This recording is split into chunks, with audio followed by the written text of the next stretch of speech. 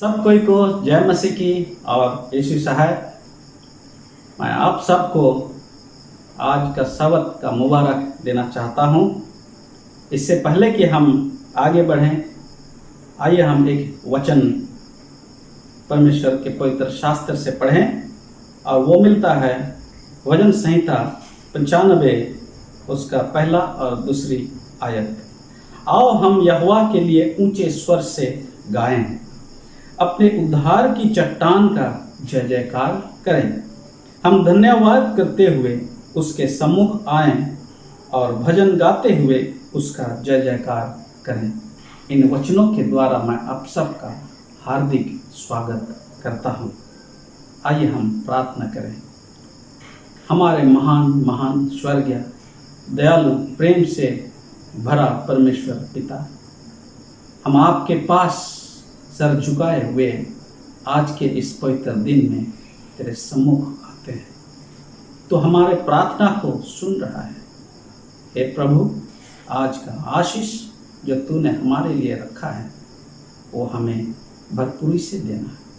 और हम तुझे धन्यवाद देते हैं हर एक बात के लिए, हर एक आशीषों के लिए जो हमारे बीते जीवन में तूने हमारे जीवन में दिया है प्रभु। और इसी तरह से हम आशा और विश्वास करते हैं कि तू आने वाले समय में भी हमारे साथ तू रहेगा।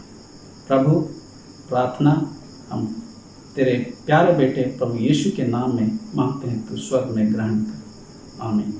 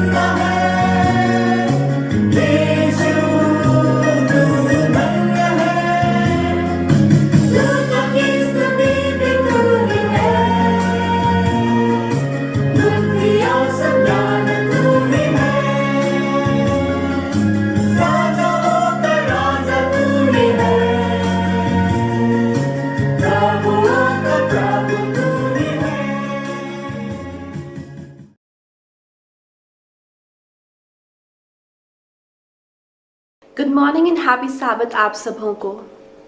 मैं आज के इस सभा में आप सबों का फिर से हार्दिक दिल से स्वागत करना चाहूँगी। हमारा आज का मिशन रिपोर्ट आता है ट्रांस यूरोपियन डिवीजन से, जिसका शीर्षक तलाक के बाद माफ़ी।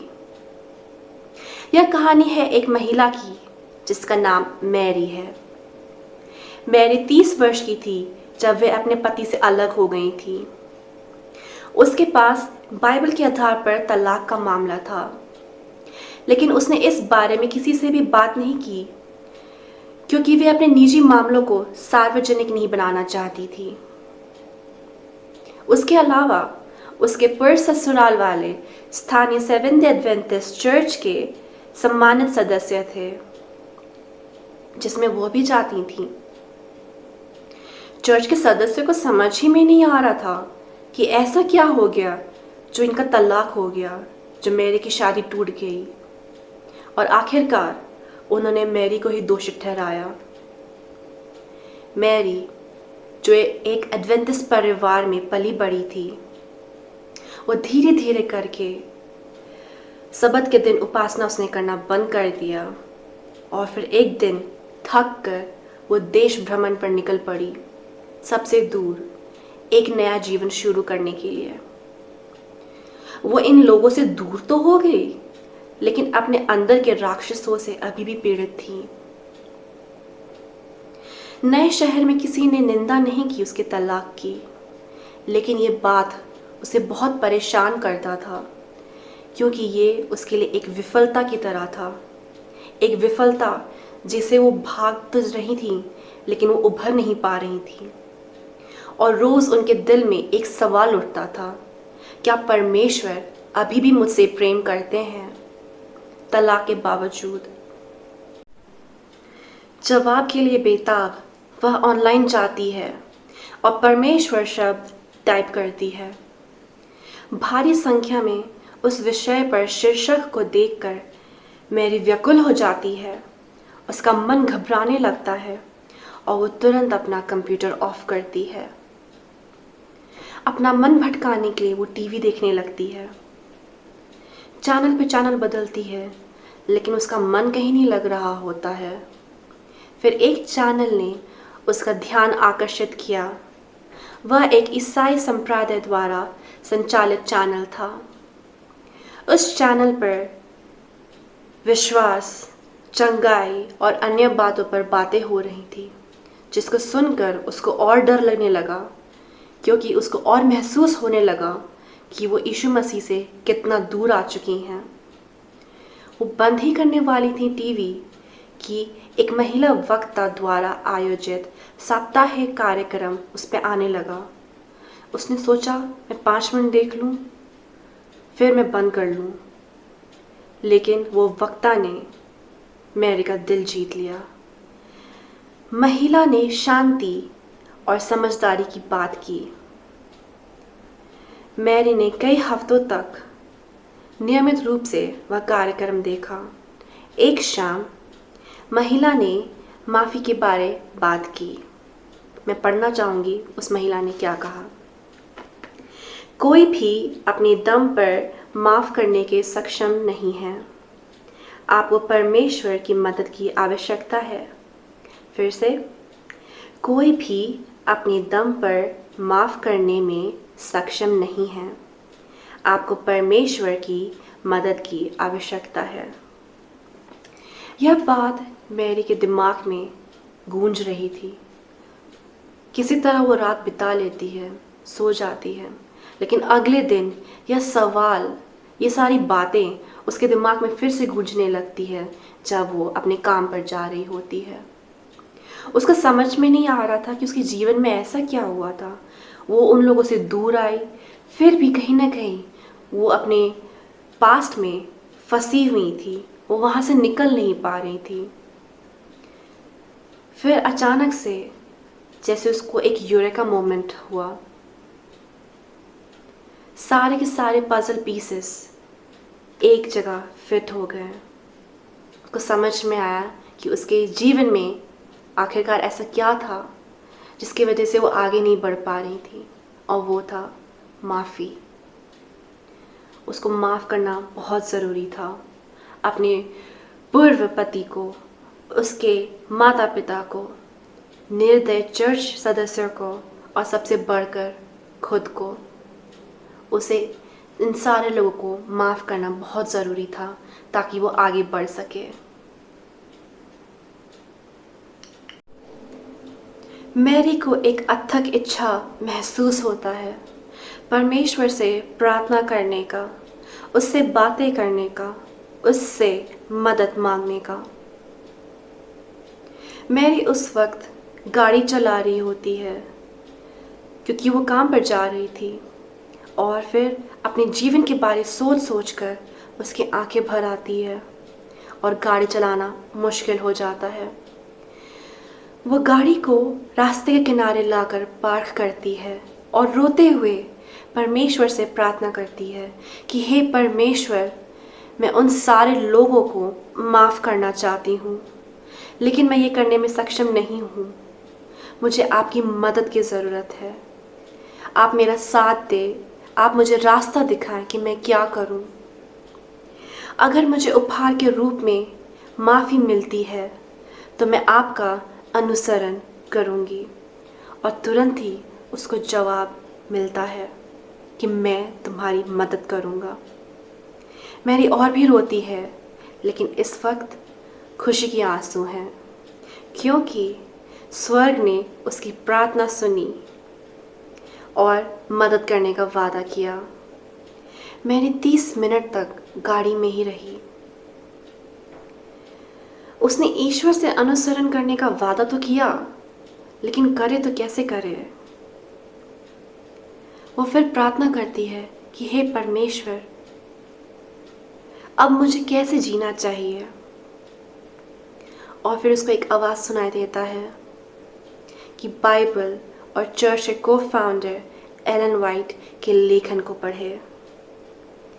मैरी अपना चेहरा धोने के लिए घर लौट आती है और फिर वह काम पर निकलती है। उस दिन मैरी 1 घंटे लेट पहुंचती है अपने काम पर। काम के बाद मैरी ने बाइबल पढ़ना शुरू किया। वह हर खाली मिनट पढ़ती थी। जब वह रात को सो नहीं पाती थी तो वह उठकर कुछ और पढ़ती थी। मैरी को कभी भी किताबें पढ़ने में मज़ा नहीं आया, लेकिन अब उन्हें पढ़ने की बहुत इच्छा रखती थी। 1 साल में उसने 3 बार बाइबल पढ़ा और एलन वाइट के संघर्ष की 5 किताबें पूरी की। मैरी हिम्मत जुटाते हुए अपने स्थानीय एडवेंटिस्ट पादरी से मिली और अपने तलाक के बारे में बात की।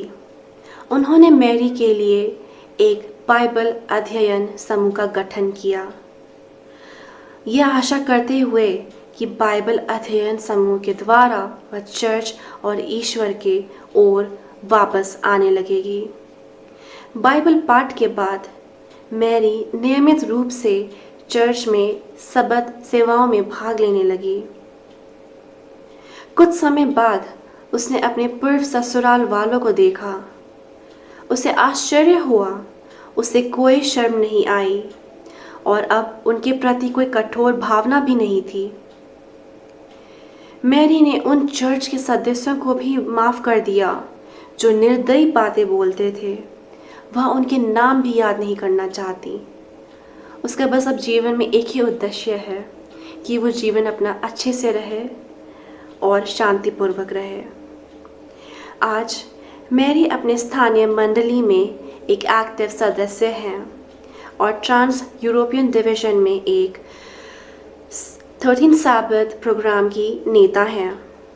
वह अब भी रोज़ाना बाइबल पढ़ती हैं और जब वो पुरानी बातें याद करती हैं कि कैसे यीशु उसे नहीं भूला, कैसे परमेश्वर ने उसका हाथ थामा और सारी कठिनाइयों से उसको पार कराते ले गया, कैसे परमेश्वर ने उसे माफ़ किया, यह घटना परमेश्वर के साथ उसका रिश्ता हमेशा के लिए बदल दिया।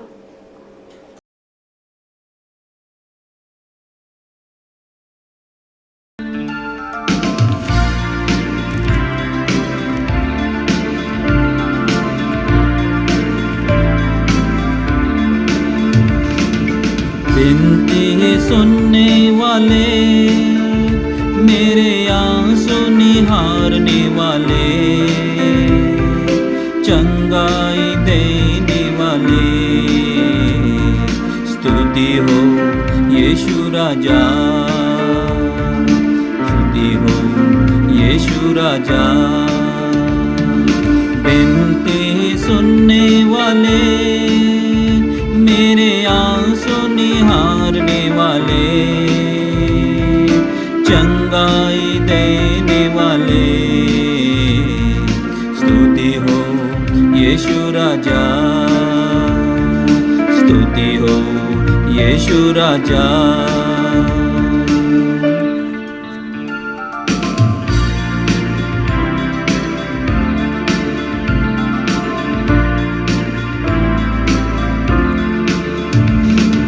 तुझसे होगा सब कुछ होगा, यही वचन काफी है। तुझसे होगा सब कुछ होगा, यही वचन काफी है, ये वचन काफी है, यीशु ये वचन काफी है। सुनने वाले, मेरे आंसू निहारने वाले, चंगाई देने वाले, स्तुति हो यीशु राजा, स्तुति हो यीशु राजा।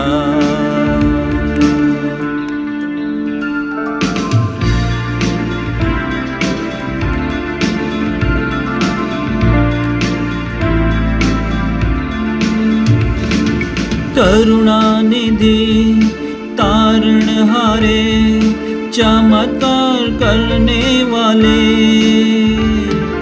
करुणा निधि तारणहारे, चमत्कार करने वाले, सदा चमत्कार करने वाले, यीशु चमत्कार करने वाले। बिनती सुनने वाले, मेरे आंसू निहारने वाले, चंगाई देने वाले, स्तुति हो यीशु राजा, स्तुति हो यीशु राजा।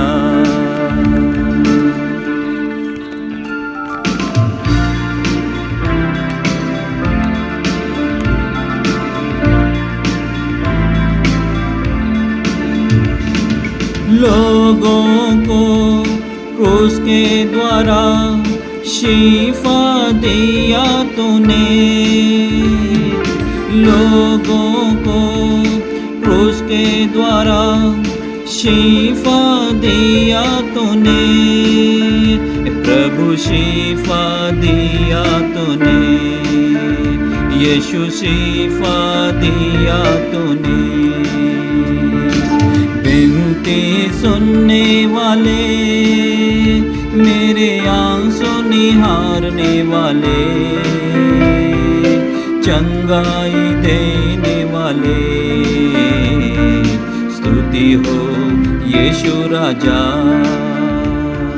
स्तुति हो यीशु राजा।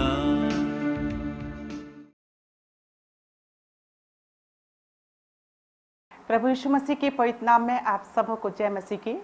मैं आप सबका हार्दिक स्वागत करती हूं आज के हमारे सब स्कूल पाठ के अध्ययन में, और परमेश्वर को धन्यवाद देती हूं कि उसने हमें एक अच्छा मौका दिया है कि हम इंटरनेट के माध्यम से परमेश्वर की स्तुति आराधना अपने अपने घरों पर बैठकर कर सकते हैं।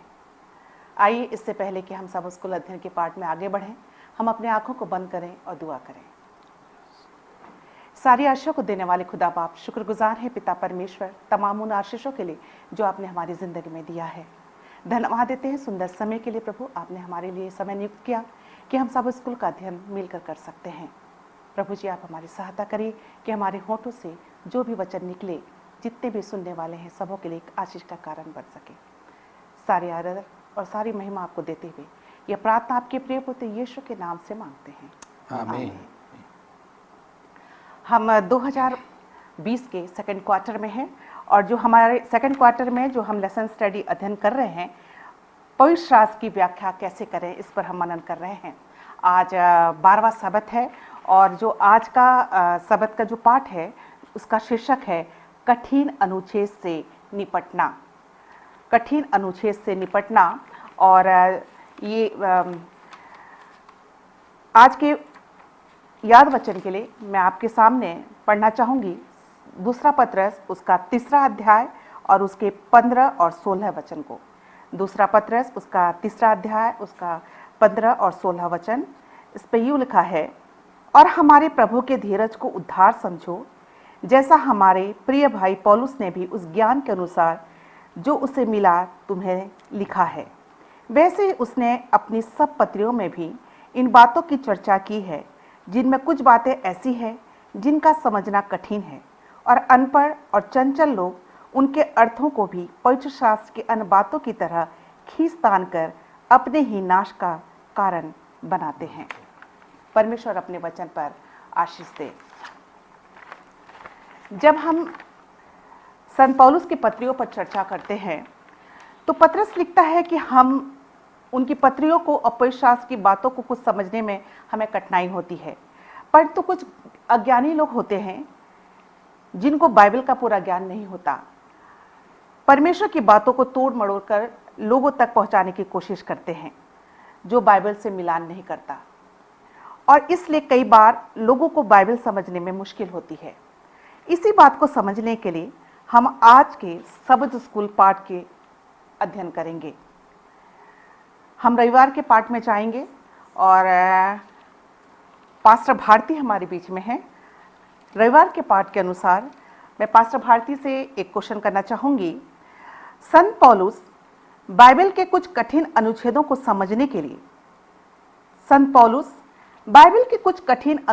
समझने के लिए तीमुथियुस को क्या परामर्श दे रहे हैं?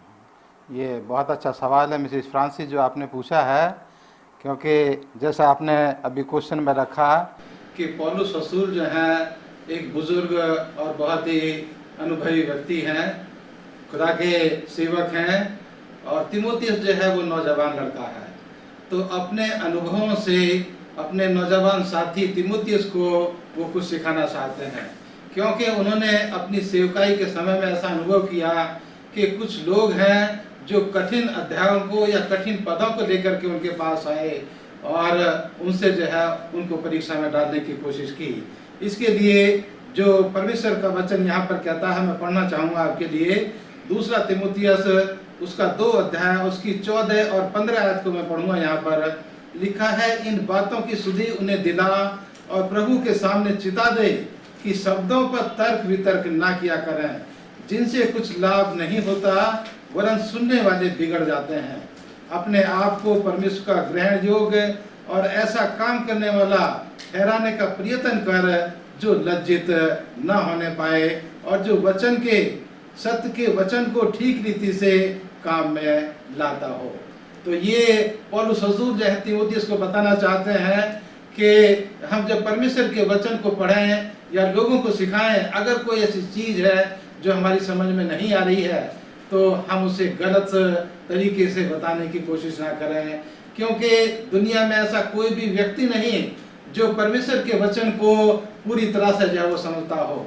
हर एक मसीह व्यक्ति के जीवन में ऐसा समय आता है कि कहीं ना कहीं वो बाइबल में ये पाता है कि ये मेरी समझ में नहीं आ रहा है, और इसके लिए जरूरी है कि वो आगे पीछे जो है उस अध्याय को पढ़े या उस किताब को पढ़े, लेकिन उस आयत को गलत तरीके से अपनी समझ से उसको जो है व्यक्ति के सामने पेश करने की कोशिश ना करे, क्योंकि उससे उसको भविष्य में वो लज्जा मिल सकती है अगर वो सही नहीं है। और ये कहना ज़्यादा अच्छा है कि मैं इस पद के बारे में अभी पूरी तरह से नहीं जानता, मैं आपको कुछ समय के बाद इसके बारे में बताऊंगा।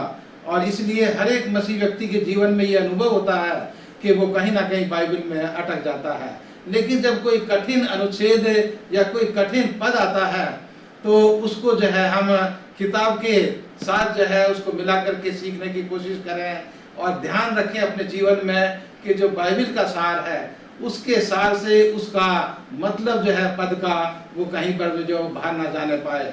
और इसलिए यहाँ जो पौलुस रसूल उनको कह रहा है कि हम जो है जो शब्द है बाइबल के उनके ऊपर जो है वो तर्क वितर्क ना करें, क्योंकि उनसे क्या होता है कि आदमी जो है वो गलत दिशा में उसको समझने की कोशिश करने लगता है और उससे जो है कुछ बनता नहीं, केवल उससे जो है वो नाश की तरफ ही आदमी जाता है।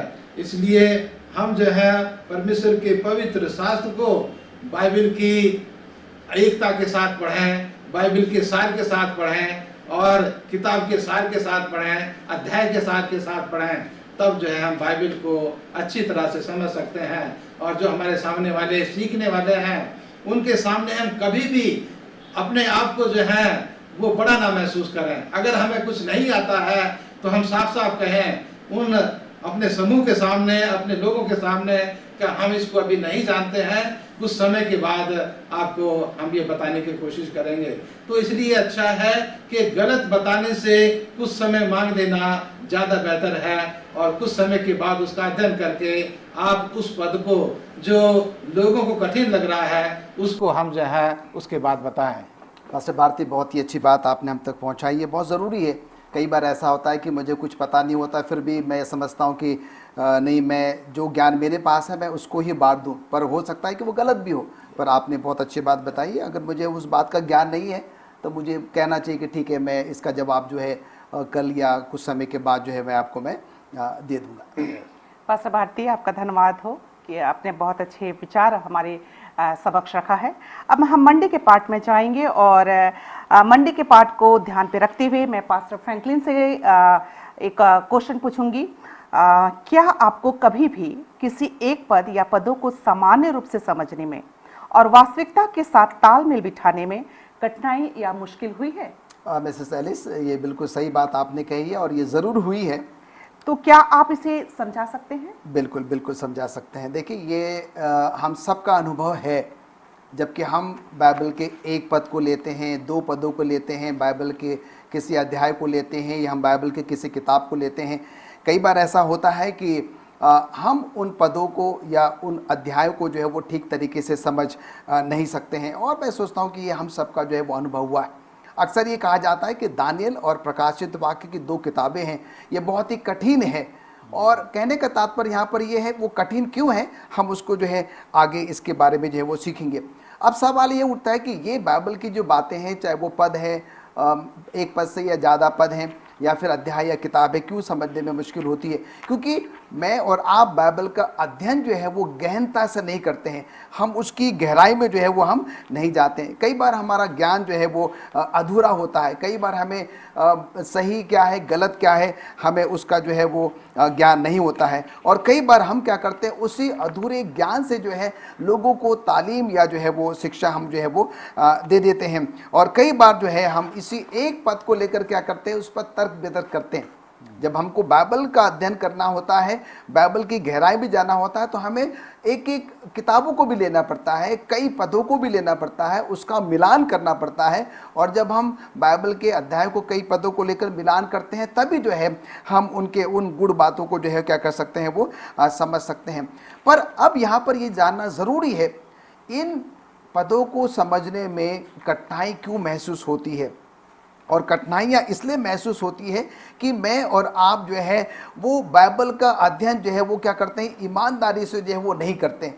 प्रार्थना के साथ जो है बाइबल का अध्ययन जो है वो हम और आप नहीं करते हैं। हम बाइबल तो जो है वो पढ़ लेते हैं, अचानक कोई किताब हम खोल लेते हैं और उसको हम पढ़ना शुरू कर देते हैं, और उसके साथ ही साथ हम क्या करते हैं, उसको अपने तरीके से जो है वो समझने की कोशिश जो है हम करते हैं। अक्सर हमें ये कहा जाता है, सलाह दी जाती है कि जब कभी भी हम क्या करें, बाइबल को पढ़ें, तो हम क्या करें, उससे प्रार्थना करें, परमेश्वर की जो पवित्र आत्मा है उसकी हम अगुवाई प्राप्त करें, क्योंकि परमेश्वर की पवित्र आत्मा ही जो है मुझे और आपको जो है वो बाइबल समझाने में क्या कर सकती है, वो मदद करती है। और अगर मुझे और आपको कुछ समझ में नहीं आता है, अगर मुझसे कोई सीनियर है, कोई बड़ा जो बाइबल का जानकार है, अब मुझे उसके पास भी जाने में कोई हिचक नहीं होनी चाहिए। कई बार ऐसा भी होता है कि नहीं, वो तो मुझसे छोटा है, मैं उसके पास क्यों जाऊं, अगर मैं जाऊंगा उससे पूछूंगा तो जो है मैं छोटा हो जाऊंगा। ये हमारी मानवीय सोच जो है वो हो जाती है। पर कहने का मतलब यहाँ पर ये है कि जब कभी भी मैं और आप बाइबल का अध्ययन करते हैं, जहाँ पर मुझे और आपको कुछ बातें समझ में नहीं आती हैं,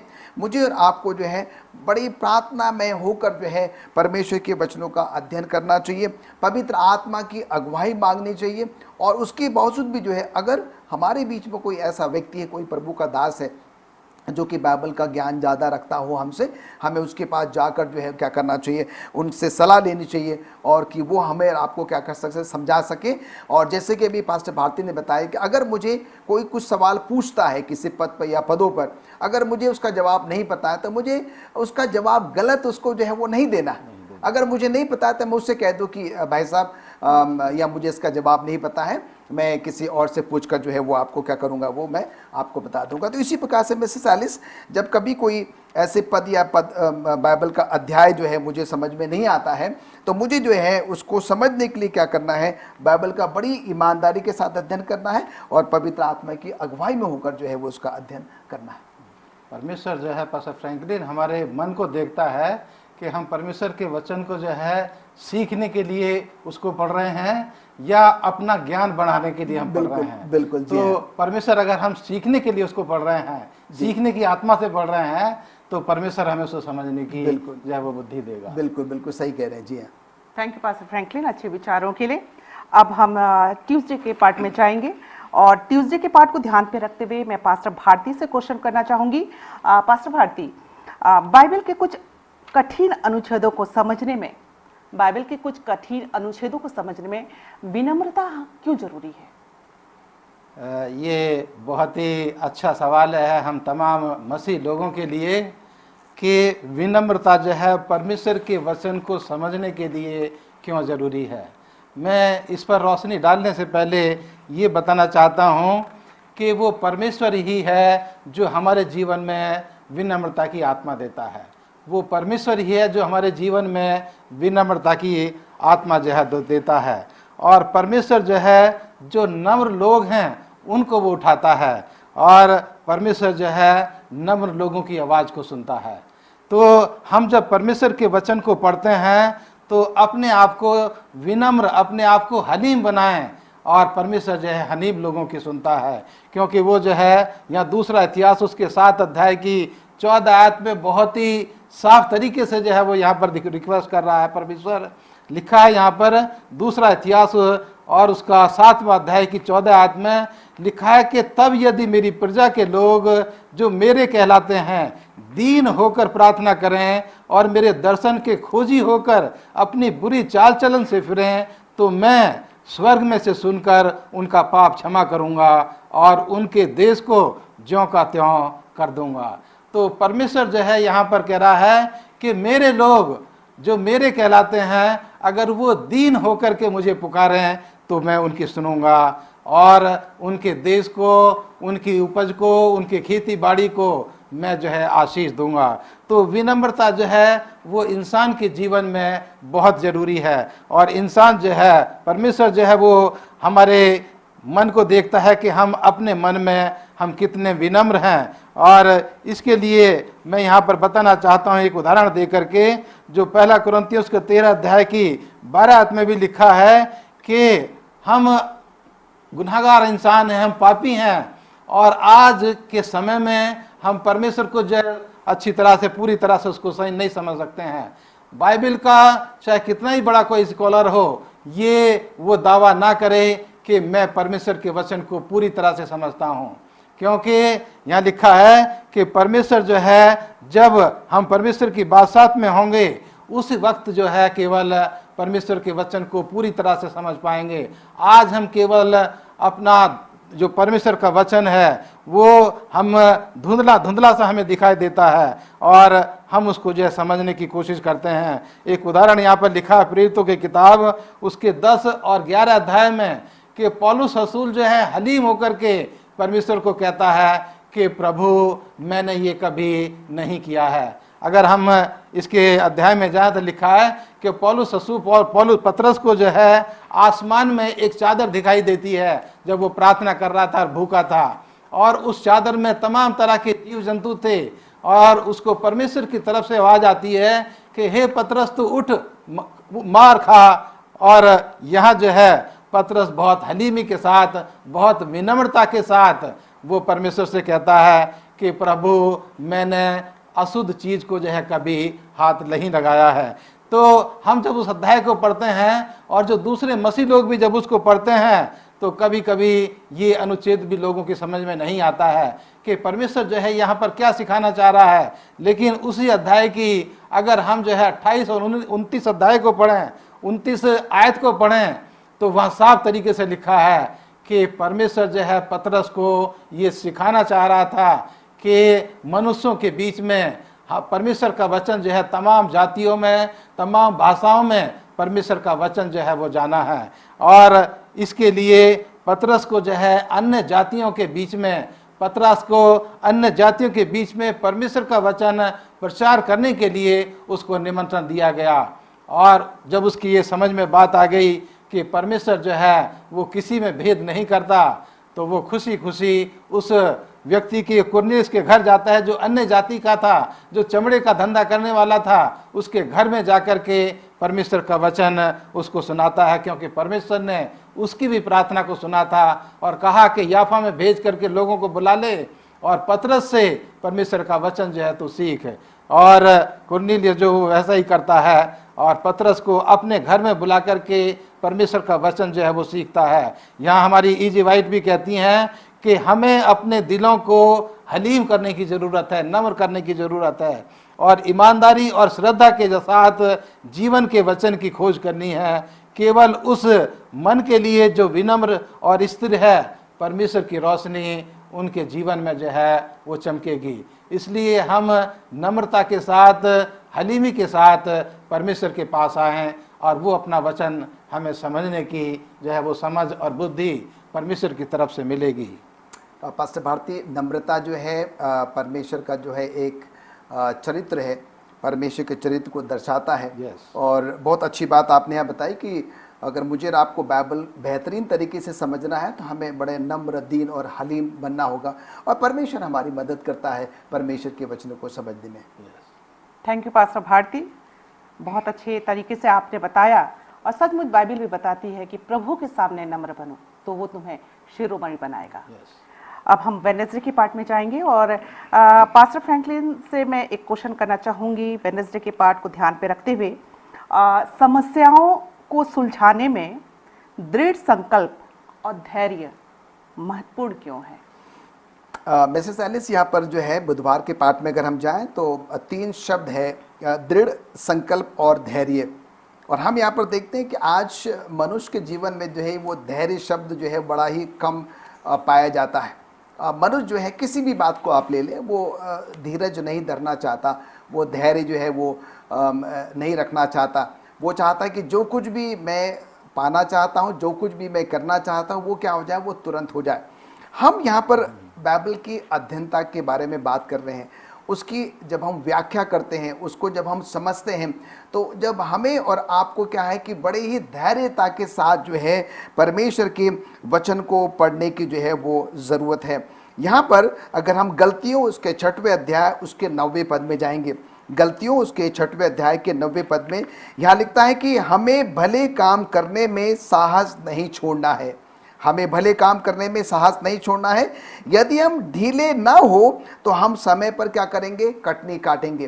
कहने का तात्पर्य यहाँ पर यह है, जब हम बाइबल सीखने की बात करते हैं, बाइबल अध्ययन की बात करते हैं, बाइबल को समझने की बात करते हैं, तो मुझे और आपको बड़े धैर्यपूर्वक जो है उसका अध्ययन करने की जो है वो ज़रूरत है। हमने देखा है जब कभी हमें कोई भी चीज़ बड़े आसानी से मिल जाती है, जब उसमें हम मेहनत नहीं करते हैं तो हम उसके महत्व को जो है अब वो नहीं समझते हैं।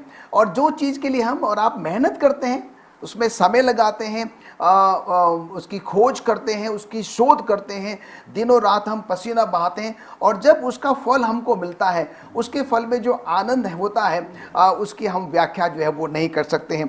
और उसी प्रकार से यहाँ पर जो है, जब मुझे और आपको बाइबल का गहनता से अध्ययन करने के लिए कहा जाता है, अगर मैं और आप जो है उसकी गहराई में जाते हैं, दिनों रात बाइबल पढ़ते हैं, जो चीज़ मुझे समझ में नहीं आती है एक दूसरे से हम पूछते हैं, किताबों में हम जाते हैं, मिसेस E.G. वाइट की किताबों में हम जाते हैं, और जब तक कि हमें उसका उत्तर नहीं मिल जाता है हम क्या होते हैं, परेशान और चिंतित हो जाते हैं। पर जब उसका उत्तर हमको मिल जाता है हम बहुत खुश हो जाते हैं।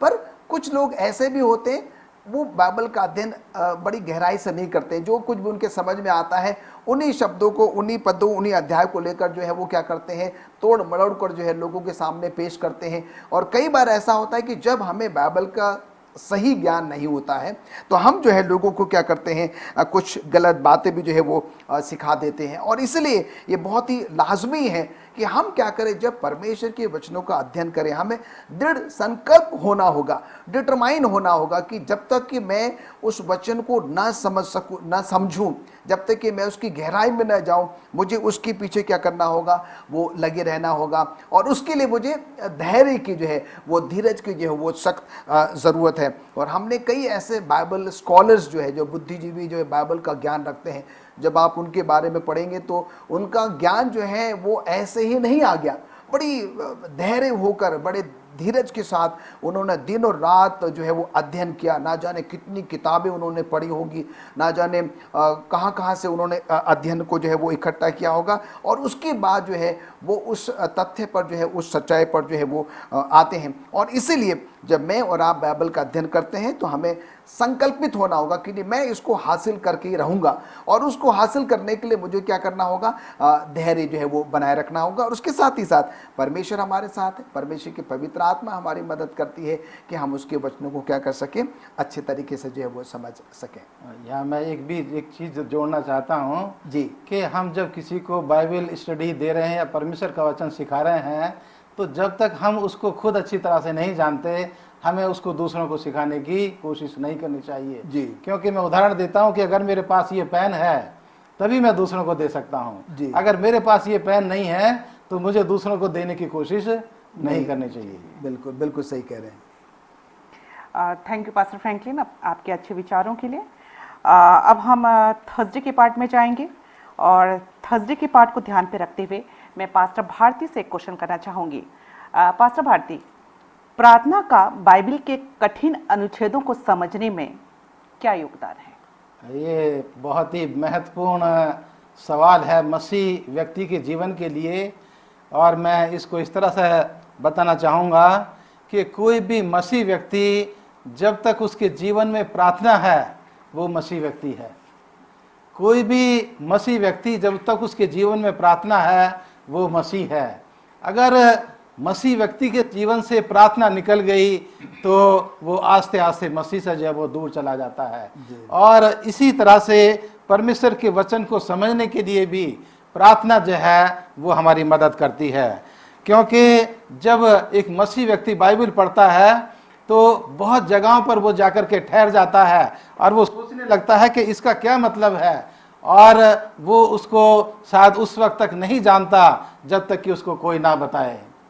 तो यहाँ पर जो है मैं एक उदाहरण के तौर पर आपको बताना चाहता हूँ, जो प्रेरितों की किताब और उसके जो है 10 और 11 आयत में यहाँ पर लिखा है कि एक क्रूस देश का एक व्यक्ति जो था, जो खजांची था, वो परमेश्वर की आराधना करने के लिए यरूशलेम में आया और प्रार्थना करके जब वो अपने रथ में बैठ करके वापस जा रहा था और परमेश्वर का वचन पढ़ता जा रहा था, लेकिन जो वो पढ़ रहा था उसको वो समझ में नहीं आ रहा था जी। और परमेश्वर ने उसकी प्रार्थना को सुना और उसने जो फिलिपुस को कहा कि फिलिपुस तू उस रास्ते पर जा, उस रास्ते पर एक रथ में बैठ करके एक व्यक्ति मेरे वचन को पढ़ता जा रहा है, लेकिन वो नहीं समझ रहा कि उसका क्या मतलब है। और फिलिपुस जो है परमेश्वर की अगुवाई में उस व्यक्ति के पास जाते हैं और उसको पूछते हैं कि हे सज्जन, जो तू पढ़ रहा है क्या तू उसको समझ रहा है?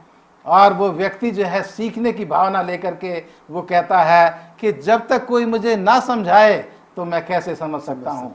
और उसको जो है वो अपने रथ में बैठाता है और वो यशायाह 53 अध्याय जिसको वो पढ़ रहा था उसको वो यीशु मसीह के जीवन से कंपेयर करके फिर उसको बताता है कि देखो इसका ये मतलब है। और वो अधिकारी जो है कहता है कि अब मैं इसको पूरी तरह से समझ गया हूँ, इसको मैंने पूरी तरह से सीख लिया है और अब किस बात की देरी है, देखो सामने जल भी है। और मैं चाहता हूं कि मैं प्रभु यीशु मसीह के नाम से, जिसने हमारे गुनाहों के लिए अपने जीवन को सलीब के ऊपर कुर्बान कर दिया, उसके नाम से मुझे बपतिस्मा लेने से कौन रोक सकता है। और वो फिलिप्पुस कहते हैं कि अगर आपकी इच्छा है तो ऐसा हो सकता है। तो परमेश्वर का वचन समझ करके वो अधिकारी प्रभु यीशु मसीह को ग्रहण करता है और खुशी खुशी अपने देश को जो है वो लौट जाता है। तो वो व्यक्ति, वो अधिकारी परमेश्वर के वचन को पढ़ता हुआ जा रहा था, प्रार्थना करता हुआ जा रहा था कि प्रभु मैं इसको समझ सकूं, और परमेश्वर उसके लिए रास्ता तैयार करता है। और उसके पास परमेश्वर का जन आता है और आकर के परमेश्वर के वचन को उसको समझाता है। ऐसे हम बहुत से अनुच्छेद, बहुत से ऐसे पद बाइबल में पाए जाते हैं जिनके ऊपर जाकर के हम ठहर जाते हैं, जिनको हम नहीं समझ पाते। लेकिन हमें जो है उनको लेकर के परमेश्वर के साथ हम प्रार्थना में जाएं, हलीमी के साथ, दया के साथ, नम्रता के साथ अपने जीवन को परमेश्वर के हाथों में समर्पित कर दें, और परमेश्वर जो है वो अपने लोगों की प्रार्थना को सुनता है। और इजी वाइट भी कहती हैं कि जब उसके लोग उसके पास आते हैं तो उनके जीवन में रोशनी चमकती है और वो परमेश्वर के वचन को समझते हैं। तो इस तरह से प्रार्थना जो है वो बहुत ही जरूरी है एक मसीह व्यक्ति के लिए, अगर वो मसीह में बना रहना चाहता है और परमेश्वर के वचन को वो पूरी तरह से सही तरीके से उसको वो समझना चाहता है। बहुत अच्छी बात आपने कही है पास्टर भारती। देखें, जैसे कि हम मनुष्य जो है, अगर हम जीवित रहना चाहते हैं तो हमें, जैसे हम श्वास लेते हैं, यस, है ना, श्वास जितनी ज़्यादा हमारे लिए ज़रूरी है, उतनी जो है हमारे आध्यात्मिक जीवन के लिए प्रार्थना जो है बहुत ज़्यादा ज़रूरी है, जो अभी आपने हमें जो है समझाया। तो बहुत अच्छी बात है, हमें निरंतर जो है वो प्रार्थना में समय व्यतीत करते रहना चाहिए। थैंक यू पास्टर भारती, आपने बहुत ही अच्छे तरीके से प्रार्थना के विषय में बताया। और सचमुच प्रार्थना करो निरंतर, प्रार्थना करो विश्वास से। धर्मी जन की प्रार्थना, विश्वास की प्रार्थना खोलती है सारे बंधन को। अब हम फ्राइडे के पार्ट में जाएंगे। पास्टर फ्रैंकलिन से मैं फ्राइडे के पार्ट को ध्यान पे रखते हुए एक प्रश्न पूछना चाहूंगी। पास्टर फ्रैंकलिन, संदेह के साथ क्या करना चाहिए या उससे कैसे डील करना चाहिए? मिसेस एलिस, देखिए ये जो शब्द संदेह है, जिसके प्रायवाची शब्द है शक है, शंका है, और हम यहाँ पर देखते हैं कि ये बड़े ही विचित्र शब्द हैं। ये शब्द जो है ना तो आपको हाँ में रखते हैं, ना ही आपको ना में रखते हैं। और जब हम और आप बाइबल को समझते हैं तो कई बार ऐसे बहुत सारे संदेह जो है, शक जो है वो मेरे और आपके मनों में आ जाते हैं। और इसका सबसे बड़ा सबसे जो अच्छी बात वो ये है कि हम और आप क्या करते हैं, उसी शक और संदेह में जो है वो आगे बढ़ते चले जाते हैं। हम जो है ना तो बाइबल में जाना चाहते हैं, ना ही हम ऐसे जो बाइबल स्कॉलर्स हैं, जो बाइबल का ज्ञान रखते हैं, हम उनके पास जो है वो जाना चाहते हैं। अगर आप पूरी बाइबल का अध्ययन करेंगे, प्रकाश उत्पत्ति से लेकर प्रकाश चतुर्वाक्य तक, कई ऐसी बातें हैं जिसके बारे में हम इस पूरे त्रिमास पे सीख रहे हैं कि परमेश्वर के वचनों की जो है हम व्याख्या जो है वो कैसे करें। अब तक हम ये सीखते आ रहे हैं कि बहुत सारे ऐसे पद हैं, ऐसी बातें हैं जो कि मुझे और आपको समझ में जो है वो नहीं आती है, और इसलिए कई बार हमें संदेह होता है, हमें शक होता है कि जो हमारे पासबान कह रहे हैं, जो हमारे बड़े बुजुर्ग कह रहे हैं, जो हमारे परमेश्वर के लोग कह रहे हैं, क्या वो सच है या वो नहीं है। हम यहाँ पर देखते हैं, अगर व्यवस्था विवरण 29 को अगर हम पढ़ेंगे तो वहाँ पर इस बात का जिक्र है कि गुप्त बातें परमेश्वर के वश में हैं। मुझे और आपको जो है उतनी ही बातें, उतना ही ज्ञान दिया गया है जो मैं और आप क्या कर सकते हैं, उसको ग्रहण कर सकते हैं। अगर आप बाइबल का पूरा ज्ञान अगर मुझे और आपको दे दिया जाता है तो हमारा जो बहुत ही छोटा सा ब्रेन है मस्तिष्क है जो कि उन सारी बातों को जो है वो ग्रहण जो है वो नहीं कर सकता, स्वीकार नहीं कर सकता। और इसलिए हम यहाँ पर देखते हैं कि परमेश्वर ने हमें वो बातें ही दी हैं जिसको कि मैं और आप जो है वो समझ सकते हैं। पर कई बातें ऐसे भी होती हैं जो कि हमें संदेह दिला देती है। कई बार हमको शक हो जाता है कि भाई जो हम बोल रहे हैं, जो हम सुन रहे हैं, क्या वो सही है या नहीं है। इसके लिए मुझे और आपको अगर परमेश्वर के वचन को सचमुच में बेहतरीन तरीके से समझना है तो बड़े ही श्रद्धापूर्ण जो है मुझे और आपको प्रार्थना में जाने की ज़रूरत है। जब मैं और आप प्रार्थना में जाएंगे, प्रभु की पवित्र आत्मा से उसका दान मांगेंगे, उससे निवेदन करेंगे, तो परमेश्वर की पवित्र आत्मा मुझे और आपकी मदद करेगा कि जो संदेह है, संदेह कौन लेकर आता? ये शैतान लेकर आता है। वो कहता है कि नहीं, ये जो तुम पढ़ रहे हो, जो तुम्हें कहा जा रहा है वो क्या है, वो सही जो है वो नहीं है। शैतान के बारे में हम बहुत अच्छे से जानते हैं। तो यहाँ पर मिसेस एलन जी वाइट भी जो है हमें ये कहती है कि जब जब इस प्रकार का संदेह, शक या शंका मेरे आपके दिमाग में आता है, सोच विचार में आता है, मुझे और आपको बहुत सतर्क और सावधान होने की जो वो ज़रूरत है और निरंतर हमें प्रार्थना में जाने की ज़रूरत है। परमेश्वर से प्रार्थना करना है कि परमेश्वर हमारी मदद करे कि जहाँ जहाँ हमें शक संदेह हो रहा है वो ना हो सके और मैं और आप परमेश्वर के वचनों को जो है वो और भी बेहतरीन तरीके से जो है वो समझ सकें। मैं एक चीज़ और यहाँ पर कहना चाहता हूँ जी। कि जब हम परमेश्वर के वचन को पढ़ रहे हैं और हमें संदेह है कि इसका मतलब ये है या नहीं है जी, तो हम उसको दूसरों के साथ शेयर ना करें। जी, बिल्कुल सही। क्योंकि वो दूसरों के लिए नाश का कारण बन सकता है। लेकिन हम परमेश्वर ने हमें इतनी समझ दी है कि जो परमेश्वर के उद्धार की योजना है उसको हम पूरी तरह से साफ साफ तौर से हम उसको समझ सकते हैं और दूसरों के साथ उसको हम बांट सकते हैं। बिल्कुल सही कहने जी।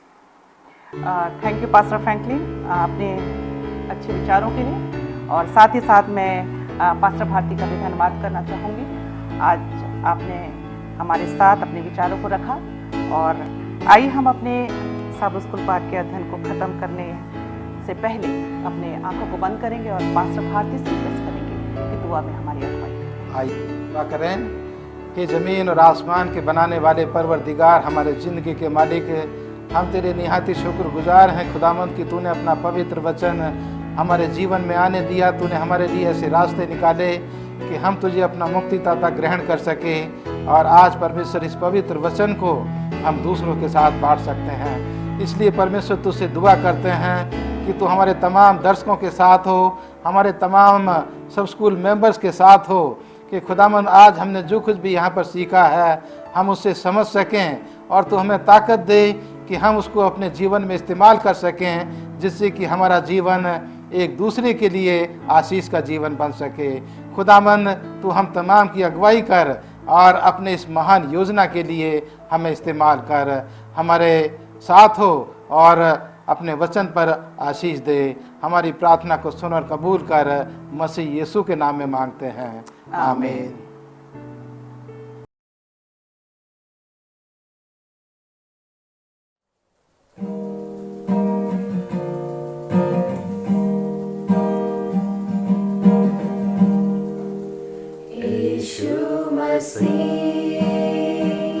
तेरे जैसा है कोई नहीं, तेरे चरणों में झुके आसमां,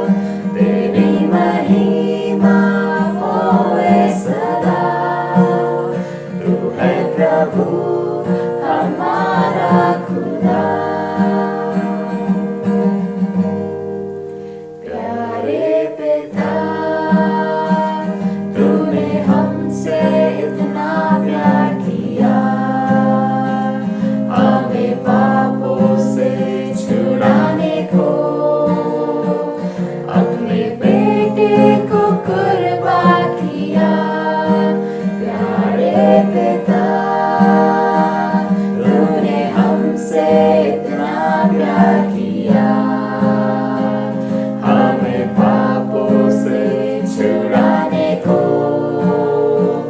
अपने बेटे को कुर्बान किया। हम गाए होसना, तू राजाओं का है राजा, तेरी महिमा होए सदा। तू है प्रभु हमारा खुदा, हम गाए होसना, तू राजाओं का है राजा, तेरी महिमा होए सदा। तू है प्रभु हमारा खुदा, हम गाए होसना, तू राजाओं का है राजा, तेरी महिमा होए सदा। तू है प्रभु हमारा खुदा, तू है प्रभु हमारा खुदा, तू है प्रभु हमारा खुदा।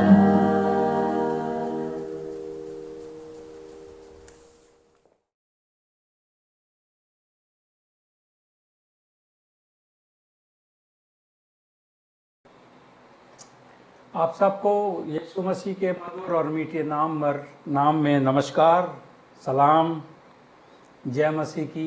यीशु सहाय।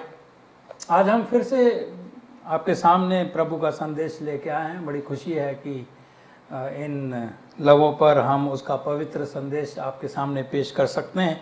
इससे पहले कि हम पवित्र शास्त्र में जाएं, प्रभु की सहायता चाहते हैं, उसके पवित्र आत्मा का वरदान चाहते हैं। आइए हम सब अपने सरों को झुकाएंगे, आंखें बंद करेंगे और हलीमी से प्रभु यीशु के सामने जाते हैं।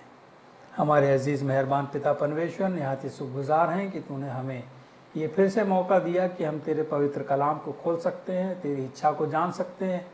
होने दे कि जब हम तेरे वचन को बोलते हैं, तेरी पवित्र आत्मा हमारे अंदर वास करे, हमें शब्द दे, हमारे मन और ख्याल को छू, ताकि जो तू कहना चाहता है वो हमारे मुंह से कह सके। सुनने वालों के ऊपर आशीष दे और जो वो वचन पढ़ते हैं, काश उनकी ज़िंदगी इससे बेहतर बन सकें और हमारी ज़िंदगियों को तू बेहतर बना। हमारे गुनाह को माफ़ करते हुए ये प्रार्थना हमने तेरे प्यारे बेटे, अपने प्यारे मुंजीदाता प्रभु यीशु के नाम से मांगी, सुनो ग्रहण कर, आमीन। हम उस दिन का इंतज़ार कर रहे हैं जब प्रभु यीशु आएगा और अपने अजीज़ों को यहाँ से इस दुख भरी दुनिया से ले जाएगा और ऐसी जगह ले जाएगा जहाँ ना दुख होगा, ना तकलीफ़ होगी, ना मृत्यु होगी और ना कोई गम होगा, और वहाँ पर हम फिर उसके साथ अनंत जीवन बिताएंगे। पिछले हफ्ते या पिछले कुछ हफ्ते पहले हमारे भाइयों और बहनों ने अकल्पनीय दुखों को सहा। आप लोग सब जानते होंगे, महामारी के कारण बहुत से लोग शहरों से गांव के लिए निकल पड़े, शहरों से गांव के लिए उन्होंने पलायन किया। कोविड-19 के कारण उनका भोजन, पानी और आश्रय अनिश्चित था। उन्हें पता नहीं कहाँ से उन्हें खाना मिलेगा, कहाँ से पानी मिलेगा और कहाँ वो रहेंगे। इस कारण उन्होंने शहर छोड़कर अपने गांव जाने का फैसला किया। मुझे बड़ा ताज्जुब हुआ, मैं कभी नहीं सोच सकता था कि लोग इतने दूर सफ़र कर सकते हैं। सैकड़ों किलोमीटर वो पैदल चल कर गए और बड़ी मुश्किल से कम इस आश्रय से कि शहर में तो जहां उनको पानी, भोजन और रहने की जगह नहीं है, कम से कम अपने गांव पहुंचकर कहीं ना कहीं से उस खाने का इंतज़ाम तो वो कर सकेंगे। और इसलिए वो लोग वहाँ से निकल पड़े। लोगों के पास काम नहीं था, मजदूर थे जो रोज मजदूरी करते, रोज कमाते, रोज खाते थे, और उनके जो डिपेंडेंट आश्रित बच्चे, बीवियां, उनके साथ वो वहाँ रहते थे। इस कारण उन्होंने सोचा कि शहर छोड़ के हम बाहर अपने गांव चलें। उसी दौरान कुछ हफ्ते पहले किसी ने हमारे व्हाट्सएप पे एक डॉक्यूमेंट्री साझा की। एक छोटी फिल्म थी जिसको देख के मेरा दिल रो पड़ा, मेरी आंखों में आंसू थे। बड़ी दुख भरी कहानी थी उसके अंदर। ऐसा लग रहा था कि ये कोई सच्ची बात नहीं है, हिंदुस्तान में ऐसा कुछ हो सकता है इसका यकीन नहीं। हम देखते हैं जब हिंदुस्तान और पाकिस्तान का पार्टीशन हुआ था तब ऐसे लाखों लाख लोग एक जगह से दूसरे, एक देश से दूसरे जगह पलायन कर रहे थे। परंतु आज इस कोविड-19 के चलते बहुत से लोग शहरों से निकलकर अपने गांव की तरफ जा रहे थे। जिस तरीके की तकलीफ उन्होंने सही बयान से बाहर है। माता पिताओं द्वारा अपने बच्चों को कंधे पर मीलों मील ले जाना पड़ा। जो बच्चे चल नहीं सकते थे, छोटे थे, उनको कंधों पर बैठाकर और वो कड़ी धूप में मीलों मील चले। कुछ हफ्ते पहले आपको ये समाचार भी मिला होगा कि कुछ लोग रेल की पटरी पर सो रहे थे, ये सोचकर कि क्योंकि लॉकडाउन है और ट्रेन चल नहीं रही है, परंतु वो आराम से वहां सोए हुए थे और सुबह सुबह वहां से ट्रेन गुजरी, मालगाड़ी गुजरी और कम से कम 16 आदमियों को कीमा बना दिया, काट दिया, मर गए। एक मैंने उस डॉक्यूमेंट्री में देखा कि वो भीख मांगने वाली जो गाड़ी जो छोटे छोटे बॉल बेयरिंग से बनी होती है, उस पर बैठकर बिना टांग वाला मनुष्य अपने हाथों से उसको खिसका रहा है कि कैसे वो सैकड़ों किलोमीटर अपने घर पहुंचा होगा। कुछ देर के बाद एक अच्छा मनुष्य आया और उसने उस गाड़ी को रस्सी बांध के खींचना शुरू कर दिया।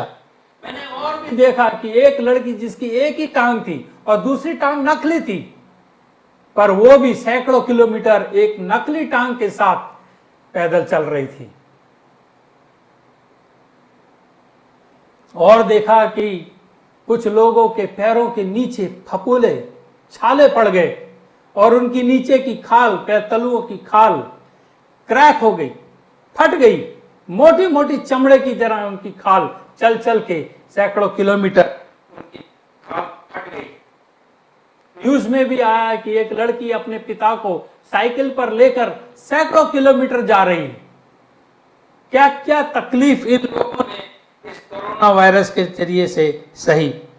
एक और मैंने तस्वीर देखी उसमें कि एक छोटा बच्चा सूटकेस जिसके अंदर पहिए होते हैं उस पर लेटा है और उसका पिता उसको खींच रहा है, खींच के ले जा रहा है। बेचारा बच्चा चल नहीं सकता है, इसलिए सूटकेस पर लेट गया और वो उसको खींच रहा है।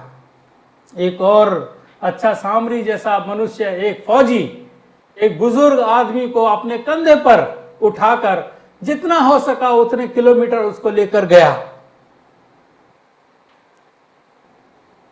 एक और तस्वीर, रुलाने वाली तस्वीर, जिसमें एक बेटा, जवान बेटा अपनी बूढ़ी मां को बच्चे की तरह गोदी में उठाकर उसे ले जा रहा है।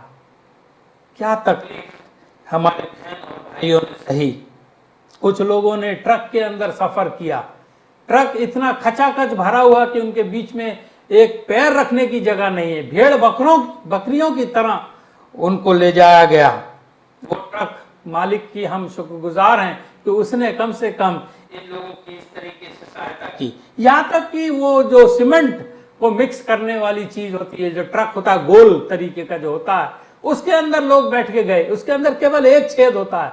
मुझे यकीन नहीं होता किस प्रकार से वो उसके अंदर घुसे और कहां से उनको सांस लेने के लिए हवा मिली। बहुत से बच्चे, छोटे छोटे बच्चे, जितना उनका गरीबों का वो छोटा मोटा सामान था, शहरों से उठाकर अपने सिर पर उठाकर चल रहे हैं गांव की ओर। छोटे छोटे बच्चे जिनके सिर, जिनके गर्दन अभी इतने मजबूत भी नहीं थे, फिर भी अपने सिर पर सामान उठा के चल रहे हैं। एक बड़ी बुजुर्ग महिला, औरत, बूढ़ी औरत, मुझे बड़ा रोना आया उसको देखकर। उस बिचारी ने, बहुत ही बुजुर्ग, मैं सोचता हूँ 80 साल की, 80 से ऊपर की होगी, अपने पैरों पे छितड़े बांधे ताकि वो उन छितड़ों के सहारे उस गर्म सड़क पर चल सके।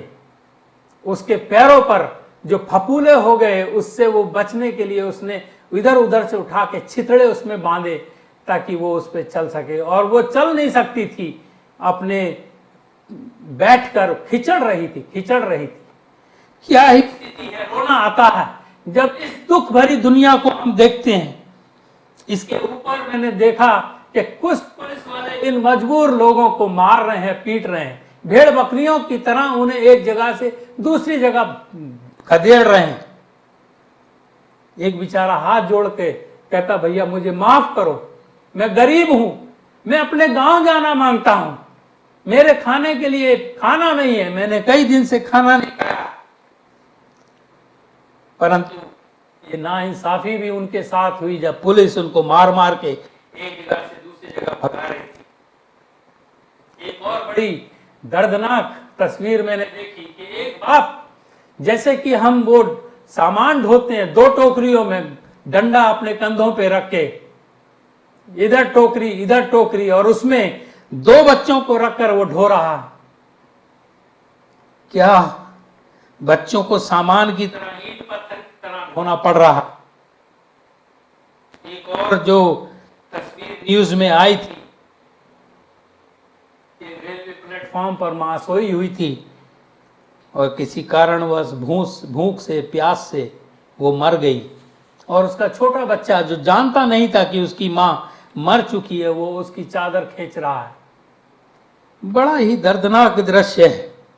ऐसी कई पिक्चरें हैं जो इस कोविड-19 ने हमें दिखाई। कई ऐसी हालात हैं जिनसे लोग गुजरे हैं। भाइयों बहनों, देखकर रोना आता है, तरस आता है। पर सवाल यह है कि क्या हमने इस जो तस्वीर है इसको बदलने की कुछ कोशिश की? क्या हमने किसी को पानी दिया?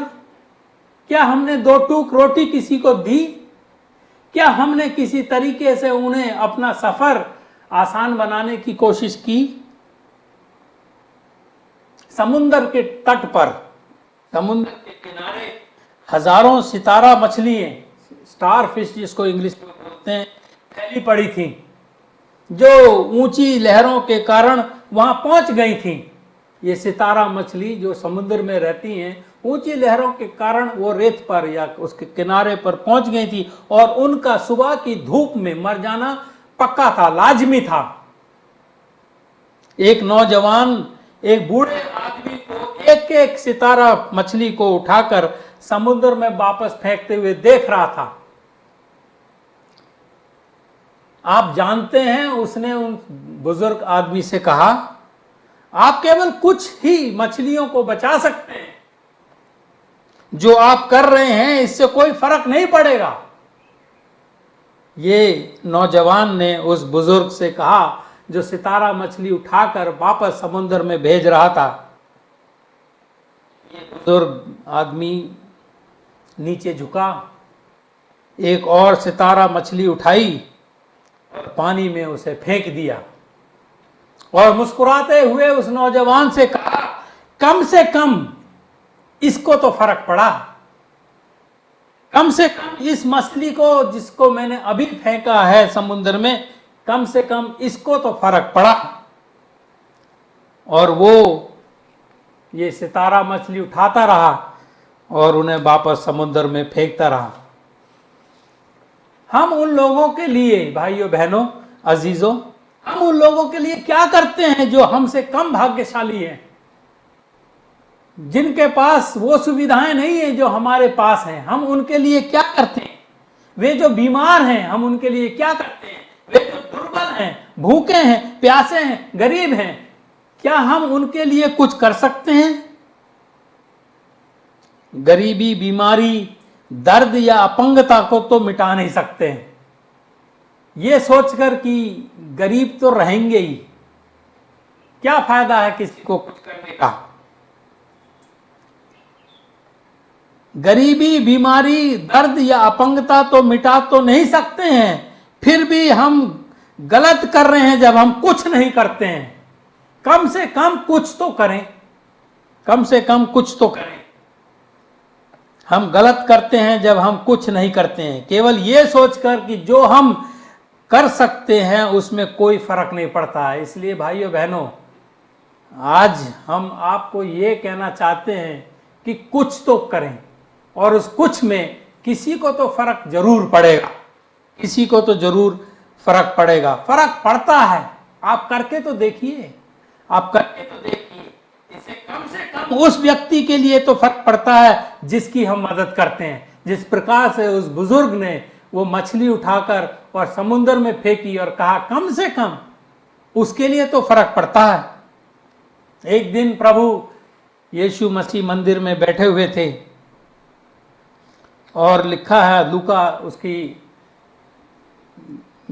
उसका 11 अध्याय और 1 से 3 आयत में, फिर उसने आंख उठाकर धनवानों को अपना अपना दान भंडार में डालते हुए देखा और उसने एक कंगाल विधवा को भी उसमें 2 दमड़ियां डालते देखा। ये प्रभु यीशु देख रहा है कि धनवान लोग अपना धन उसमें डाल रहे हैं, भंडार में डाल रहे हैं, और एक कंगाल गरीब विधवा ने भी अपनी 2 दमड़ियां, 2 पैसे कहना चाहिए, ये 2 रुपए उसमें डालते देखा। तब उसने कहा, मैं तुमसे सच कहता हूं कि इस कंगाल विधवा ने सबसे बढ़कर डाला है, क्योंकि उन सब ने अपनी अपनी बढ़ती में से दान किया है, दान डाला है, परंतु इसने, इस कंगाल विधवा, इस गरीब विधवा ने अपनी घटी में से अपनी सारी जीविका डाल दी है। क्या आप समझ सकते हैं भाइयों बहनों कि प्रभु क्या कहता है कि धनवान ने तो अपनी बढ़ती में डाला है, बढ़ती में से डाला है, परंतु इस गरीब औरत ने जो कुछ भी उसके पास था उसने इस दान पेटी में डाल दिया है। क्या हम ऐसा कर सकते हैं? क्या हम ऐसा करते हैं? भाइयों बहनों, कोई भी दान, कोई भी सहायता, कोई भी मदद, जब तक कि वो हमें दर्द ना पहुंचाए, वो कोई मदद नहीं है। इसलिए हमें कुछ ना कुछ करते रहना चाहिए। जो कुछ हम कर सकते हैं हम करें, ताकि किसी ना किसी के ऊपर तो उसका फर्क पड़े। अक्सर जब हम किसी धनवान को, किसी अमीर को शुभ काम के लिए बड़ा दान करते देखते हैं तो हम बहुत प्रभावित हो जाते हैं। और जब ऐसा होता है तो कभी कभी तो हम बड़े हार उनको पहनाते हैं, शॉल उनको डालते हैं, उनकी बढ़ाई करते हैं, उनके नाम की प्लेट भी हम पत्थर भी लगाते हैं। उनकी तुलना में हो सकता है कि हमारा योगदान कम या छोटा हो सकता है कि हम उतना नहीं कर सकते हैं जितना वो कर सकते हैं। हालांकि हमारा दान छोटा हो सकता है भाइयों बहनों, परंतु वो महत्वपूर्ण है, जरूरी है, उसके भी अपने मायने हैं। छोटी मात्रा में लगातार दिया गया दान और सैकड़ों अन्य छोटे लेकिन नियमित दान मिलकर ज़रूरतमंद लोगों के लिए एक बड़ा फर्क डाल सकते हैं। छोटे छोटे दान, जैसे कहते हैं कि एक एक बूंद समुंदर बनाती है, उसी प्रकार से छोटे छोटे जो योगदान हैं आपके और हमारे, ज़रूरतमंद लोगों के लिए बहुत फ़र्क डाल सकते हैं। कोई व्यक्ति किसी के जीवन में एक शक्तिशाली बदलाव ला सकता है, जिसका उसे बहुत सालों के बाद या बहुत सालों तक पता भी ना चले। जैसे इंग्लिश में कहा जाता है, what goes around comes around. जो आप करते हैं हो सकता है आपको उसका पता भी ना चले, बहुत सालों तक पता भी ना चले, परंतु उसका असर या उसका फर्क जरूर पड़ता है। एक कहानी बताई गई है, एक गरीब देश में, विकासशील देश में एक युवा महिला टीचर थी और उसकी कक्षा में एक छोटी लड़की थी जिसके पैरों में जूते नहीं थे। सप्ताह के अंत में, वीकेंड में, इस शिक्षक टीचर ने, इस महिला टीचर ने उस लड़की के लिए एक जोड़ी जूते खरीद दिए। अगले साल ये महिला टीचर किसी दूसरे स्कूल में चली गई तबादला होकर, और वहाँ रिटायरमेंट तक वहाँ उन्होंने काम किया। रिटायर होने के कुछ समय बाद ये जो महिला टीचर थी बीमार हो गई और अस्पताल में उनको भर्ती होना पड़ा। अस्पताल में उनकी सेवा बहुत ठाट बाट से करी गई, बहुत अच्छी तरह से, राजघराने की तरह, रॉयल्टी की तरह उनकी जो देखभाल करी गई। जब वो ठीक हो गई तो वो उस व्यक्ति को मिलना चाहती थी, देखना चाहती थी कि ये जो विशेष देखभाल उनकी की गई है उसके लिए जिम्मेदार कौन है। उन्हें बताया गया कि जिसने ये वीआईपी ट्रीटमेंट की इजाज़त या आदेश या निर्देश दिए हैं वो इस अस्पताल के डायरेक्टर हैं, चिकित्सा निदेशक हैं। तो वो जो महिला टीचर थी, जो अब बुज़ुर्ग हो चुकी थी, बीमार थी, वो जब ठीक होने के बाद उस डॉक्टर से मिलने गई, तो ये देखकर बड़ी हैरान हुई कि जो मेडिकल डायरेक्टर थी वो कम से कम 40 वर्ष की आसपास की एक महिला थी। जैसे ही उन्होंने उसे धन्यवाद देना शुरू किया, डॉक्टर साहब ने बीच में उसे टोक दिया, जो बुजुर्ग महिला थी, और कहने लगी मैं आपका धन्यवाद देना चाहती हूँ। डॉक्टर ने कहा आपने मुझे पहचाना नहीं, आपने मुझे कई साल पहले एक जोड़ी जूते खरीद के दिए थे। मेरे लिए आपकी देखभाल ने मुझे दूसरों की देखभाल करने के लिए प्रेरित किया। जो आपने मेरे लिए किया उसने मुझे दूसरों की मदद करने के लिए प्रेरित किया। ये जो हमारी टीचर थी, इनको तो पता नहीं था कि एक जोड़ी जूता इतना कुछ किसी की जिंदगी में फर्क डाल सकता है। परंतु भाइयों बहनों, ऐसा होता है, जो आप आज करते हैं पता नहीं कहाँ किसकी जिंदगी में कितना फर्क डालेगा। कहती है आपकी जो देखभाल, मेरे लिए जो देखभाल थी, मुझे दूसरों की देखभाल करने के लिए प्रेरित किया और मैं एक डॉक्टर बन गई, और आखिरकार आज मुझे ये मौका मिला कि मैं आपको उन जूतों के लिए धन्यवाद कह सकूं। ये सच है कि तट पर बहकर आने वाली सभी तारा मछलियों को हम नहीं बचा सकते हैं।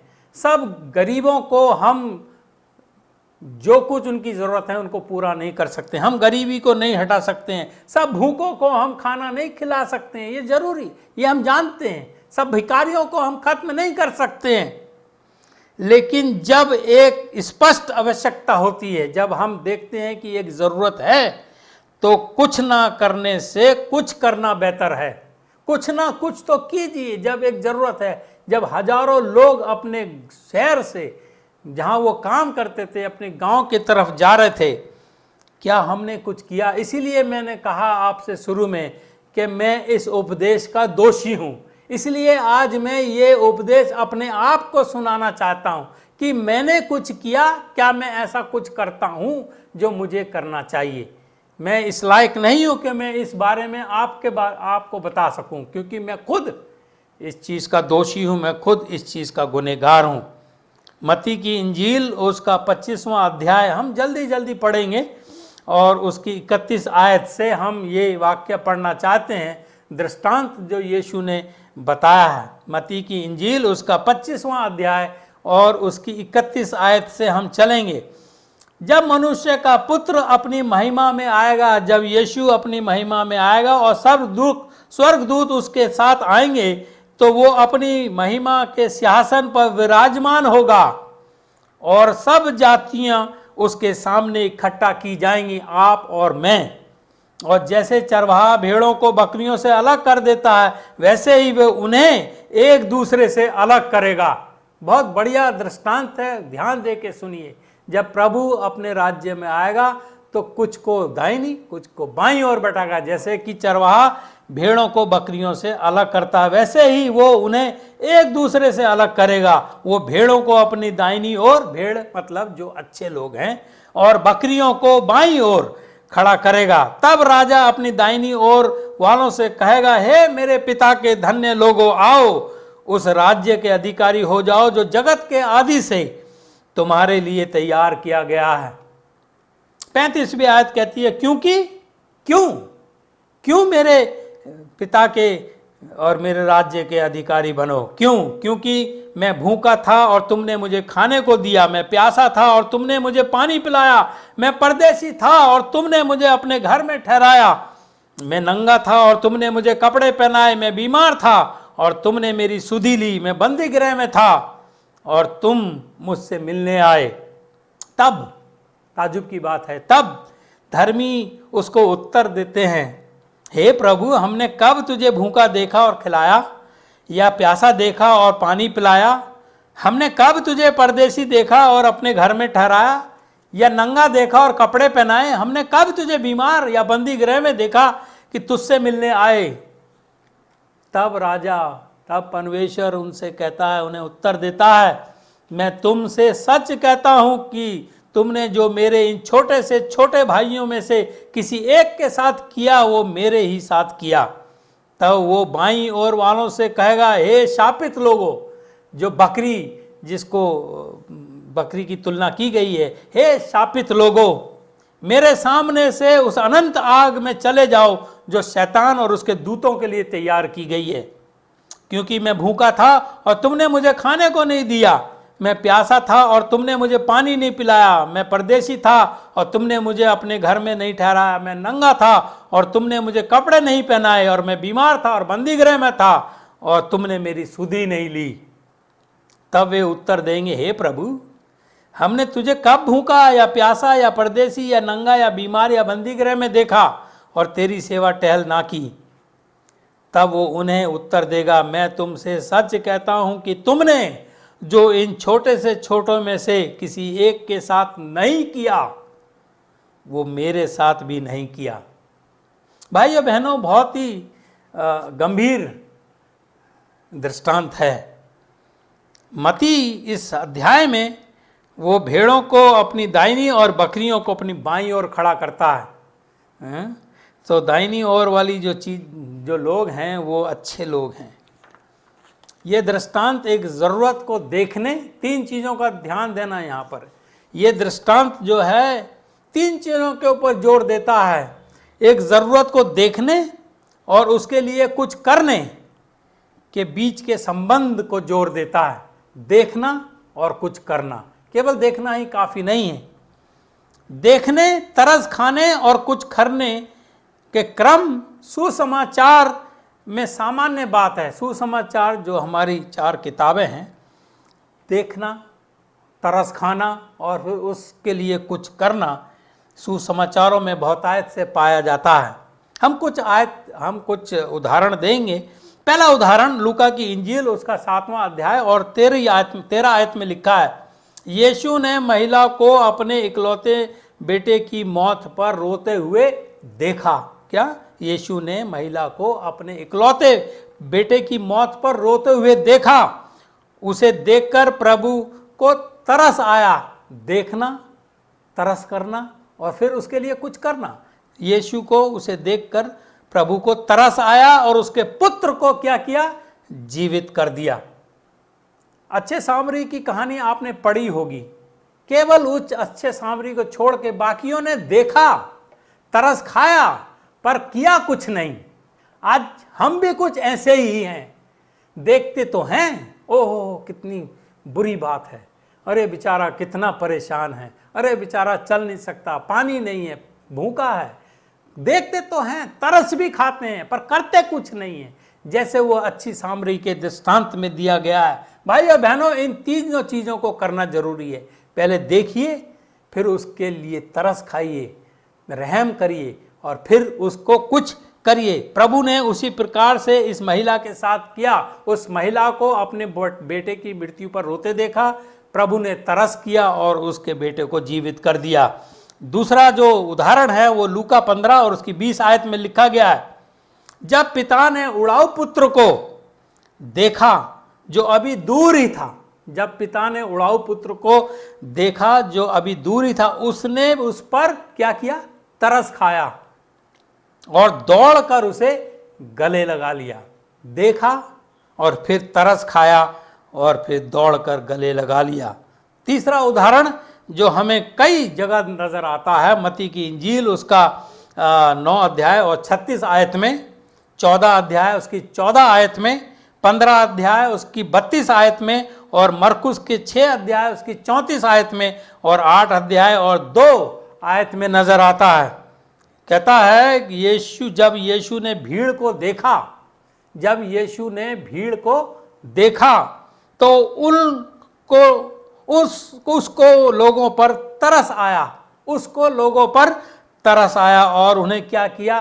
चंगा किया। ये तीनों चीज़ें भाइयों साथ साथ चलनी चाहिए। केवल देखना ही काफ़ी नहीं है। बहुत से लोग देखकर मुंह मोड़ लेते हैं, बहुत से देखते हैं, तरस खाते हैं, कुछ करते नहीं है।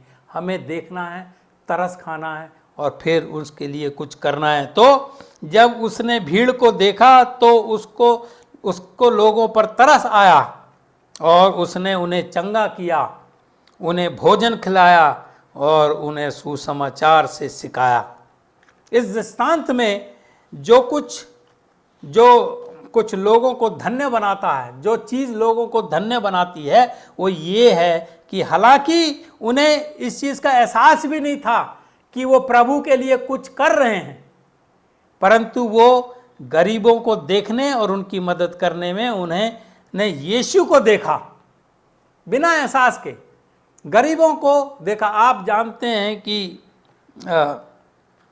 मदर तेरेसा का ये ख्याल था, ये उनका विश्वास था कि जब मैं किसी बच्चे को जो भूखा है, नंगा है, लाचार है, या कोई बुजुर्ग जिसके घाव पीप से भरे हुए हैं, खून बह रहा है, जब मैं उनकी टहल करती हूँ, सेवा करती हूँ, तो मुझे यीशु उनमें नज़र आता है, इसलिए मैं करती हूँ। और उन्होंने अपनी पूरी जिंदगी ऐसा करने में बिता दी। ऐसे बहुत से लोग हैं जो धन्य कहलाते हैं, जो जिनको वो धन्य बनाता है, वो ये है कि हालांकि उन्हें इसका एहसास नहीं था कि वो जो कर रहे हैं वो प्रभु के लिए कर रहे हैं। गरीबों के देखने और उनकी मदद करने में उन्होंने यीशु को देखा और उसकी मदद की। उनके लिए ज़रूरत को देखना और उनकी मदद करना स्वाभाविक था, नेचुरल था।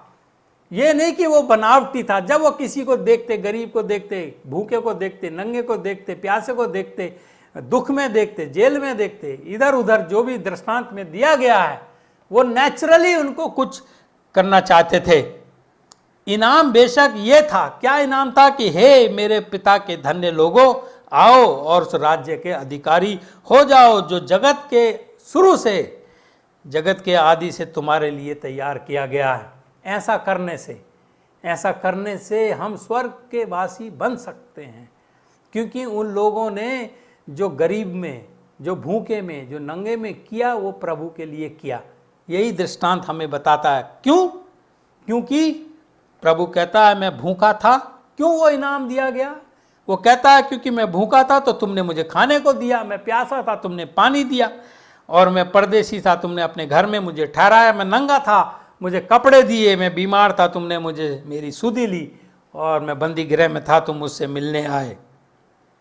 तब ये लोग जिन्होंने बिना जाने अच्छाई की, बिना किसी फल पाए अच्छाई की, एक स्वाभाविक सवाल पूछते हैं, हे प्रभु कब हमने तुझे भूखा देखा और खिलाया? कब देखा? हमें तो पता ही नहीं चला, हमने तो बस किया। हमें तो पता ही नहीं था कि हम प्रभु के लिए कर रहे हैं, हम तो गरीबों के लिए कर रहे थे, पर आज हमें पता चला कि हमने वो प्रभु के लिए किया है। कब हमने तुझे भूखा देखा और खिलाया आदि, और तेरी ज़रूरतों को पूरा किया। ये बात कि वे अपने धन्य होने पर सवाल उठाएंगे, उनके बारे में कुछ कहता है। ऐसे शख्स जो बिना सोचे समझे अच्छाई करते हैं, इन शख्स के बारे में कुछ हम जान सकते हैं। ये सवाल जब उन्होंने किया तो उनके बारे में हमें कुछ पता चलता है। उन्होंने बिना इनाम की उम्मीद के, बिना किसी रिवॉर्ड की अपेक्षा करते हुए उन्होंने ऐसा काम किया। भाइयों बहनों, अच्छा करने से इनाम तो मिलता ही है, इनाम तो मिलता ही है। तो इसीलिए बिना सोचे जो ज़रूरत आपके सामने आती है उसको पूरा कीजिए। हमारे चारों तरफ कितने लोग हैं, और इस समय में इतनी विपत्ति जो हमारे ऊपर आई है, कितने लोग इस परेशानी से गुजर रहे हैं। क्या किसी को आप कम से कम ढांढस तो बता सकते हैं? कम से कम किसी के लिए दुआ तो कर सकते हैं? कम से कम किसी को फ़ोन कॉल करके ये तो कह सकते हैं, भाई साहब आप ठीक ठाक हैं, बहन जी आप ठीक हैं, मैं आपके लिए दुआ कर रहा हूँ या कर रही हूँ। कम से कम इतना तो कर सकते हैं आप और मैं। इसके विपरीत, इसके उलट दूसरों को जिनको शापित किया गया या जिनको शापित बनाता है, वो ये कि उन्होंने कभी भी वास्तव में यीशु को पीड़ित और ज़रूरत में नहीं देखा। उन्होंने कभी देखा ही नहीं कि इस गरीब में परमेश्वर है या इस भूखे में, इस नंगे में परमेश्वर है। दिखाई नहीं दिया उन्हें, तो उन्होंने कुछ किया ही नहीं, क्योंकि उन्होंने कभी भी गरीबों में यीशु को, परमेश्वर को नहीं देखा। इनाम बेशक ये था, इनाम भी था उनके लिए भी कि मेरे सामने से उस अनंत आग में चले जाओ जो शैतान और उसके दूतों के लिए तैयार की गई है, हमेशा की मौत। और दूसरों को जिन्होंने कुछ किया, हमेशा की जिंदगी। क्यों क्यों क्यों उनको हमेशा की मौत दी गई, जहाँ शैतान और उसके दूतों को आग में जलाया जाएगा? क्योंकि कहता है, क्योंकि मैं भूखा था, तुमने मुझे खाना नहीं खिलाया, मैं प्यासा था, तुमने मुझे पानी नहीं दिया, मैं परदेसी था, तुमने कहा भी नहीं आओ भाई साहब बैठो, जरा छांव में बैठ जाइए, कुछ पानी पी लीजिए, थोड़ा बहुत खा लीजिए। हमने ऐसा कभी नहीं किया। और तुमने मुझे अपने घर में कभी नहीं ठहराया, मैं नंगा था और तुमने कभी एक कपड़ा तक नहीं दिया, जबकि तुम्हारे घर में कबड़ से कबड़ भरे पड़े थे कपड़ों के, पर तुमने एक अंगोछा तक मुझे नहीं दिया। और तुमने मुझे कपड़े नहीं पहनाए, मैं बीमार था, तुमने कभी सुधि भी नहीं ली, पूछा भी नहीं कि आपका क्या हाल है। जो शापित थे वो भी यही सवाल पूछते हैं, कब कब हमने तुझे भूखा देखा जो खाना नहीं खिलाया? शापित लोग भी वही सवाल पूछते हैं कि अगर हमें पता होता है प्रभु कि वो जो बीमार है, वो जो नंगा है, वो जो भूखा है, वो तू है, तो हम खिलाते। हमें तो पता ही नहीं था, तुझे बताना चाहिए था कि मैं हूं। वो भी यही सवाल पूछते हैं, परंतु उनका कारण सवाल पूछने का फर्क था। वो अपनी सजा से बचना चाहते थे, वो अपनी सजा से बचना चाहते थे, या सजा से बचने का एक बहाना ढूंढ रहे थे। अपनी निष्क्रियता, निठल्लेपन को, कुछ ना करने को सही ठहरा रहे थे। हमने इसलिए नहीं किया क्योंकि हमें पता नहीं था कि वो तू है। भाइयों बहनों, हमें उस आदमी को जाने पहचाने बिना कुछ करना है, क्योंकि वो दृष्टांत बताता है कि जो कुछ तुम करते हो वो मेरे लिए करते हो, नहीं तो वो हमेशा की मौत हमें मिलेगी। दोनों से उम्मीदें एक समान थी, दोनों से एक ही रिक्वायरमेंट थी, दोनों को एक ही काम करना था। ये नहीं कि एक को कुछ और करना था दूसरे को। मैं तुमसे सच कहता हूं कि तुमने जो इन छोटे से छोटे भाइयों में से किसी एक के साथ किया या नहीं किया, वो मेरे साथ किया या मेरे साथ नहीं किया। एक ही समान रिक्वायरमेंट थी, एक ही समान उनसे उम्मीदें थीं, पर एक उस पर खरे उतरे और दूसरे उस पर खरे नहीं उतर पाए। स्वर्ग का राज्य वहाँ दिखाई पड़ता है जहाँ कम से कम उम्मीद होती है। मैं फिर से कहना चाहता हूँ, स्वर्ग का राज्य वहाँ दिखाई पड़ता है जहाँ हम इसकी कम से कम उम्मीद रखते हैं। इस गरीब में, इस भूखे में, इस नंगे में हमें स्वर्ग नजर नहीं आता, परंतु भाइयों बहनों, स्वर्ग वहीं है। स्वर्ग का राज्य हमें वहीं दिखाई पड़ता है जहाँ हमें कम से कम उम्मीद दिखाई देती है। यीशु की उपस्थिति बीमार में, भूखे में, प्यासे में, नंगे में, कैदी में छिपी हुई है। यीशु की उपस्थिति इन लोगों में छुपी है, और वे ना केवल यीशु के भाई हैं, परंतु यीशु उनके साथ अपनी पहचान बनाता है।